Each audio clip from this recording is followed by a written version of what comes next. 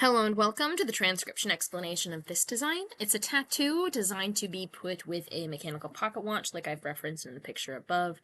And the design says the 11th hour using the script that I have a little mini version of the grid here. This script is something that Lauren Sherman and myself have been developing since 2012 and has recently been adopted as of last year as the language of the Time Lord, Circular Gallifreyan in an official sense with the release of their new app that does directly credit and say, yes, it's not a different variation of the script. No, it is our script. So that's quite exciting to get to say, yes, aha, I am the scribe of the now official Gallifreyan script, which is cool. With that being said, let's go ahead and talk about how this design says the 11th hour using this grid. So reading order is bottom counterclockwise, so like a time traveler going back in time, winding back the clock. And that's why in the little grid above me, we have an arrow right below circles. You see how it says circles and then arrow? That arrow is on the word circle, and that word circle goes counterclockwise. And then there are little circles on it, and those are vowels. And in our design here, these are our little vowels. 1, 2, 3, 4, 5, 6 vowels. 3, 4, 5, 6 vowels. And these 6 vowels are smaller circles than our consonants, and they look a lot like these little dot modifiers, except they're empty in the middle. Dot modifiers are filled in. And then consonants are these bigger circles on our word circle, or are these divot shapes. So consonant, consonant, consonant, consonant, consonant, consonant, consonant, consonant. So yeah, let's go ahead and read our sentence. So starting at the bottom of our sentence circle, going counterclockwise, bottom counterclockwise, here's our first word.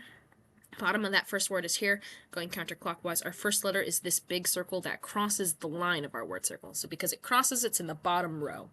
And it doesn't have any lines or dots that end on this anywhere. So that is just a TH, the first column. So that's a TH, and then here's a little vowel, and this vowel is on our word circle line, so we're going to look down at the bottom at the first set of vowels at the consonants, without any consonants on it, so it's just an E centered on the line of our word circle. So this is a THE, and our whole word is the word the. And then we continue around. Here's our next word. Bottom of it's here. This is another E, just like that one. Continuing around, here is a full circle, and this is floating inside our word circle. So we're in the second row. And there are 1, 2, 3 dots. And these look like they could be part of a shallow divot here, except this isn't a divot on our word circle. It's just a bent line modifier. So this line ends on the V, and it's just bent to go around the N. So these dots are closest to this full circle. So even though they're kind of like going around this, they're closest to this actual letter, because this line isn't a letter. It's just a line modifier coming from the V.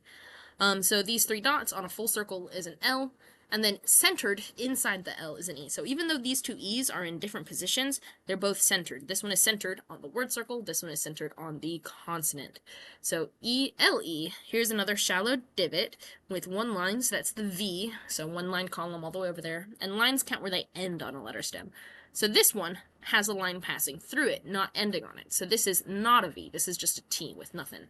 Where this is a V with 1 line. So V, and then an E is centered again on the consonant and the word circle of this letter stem.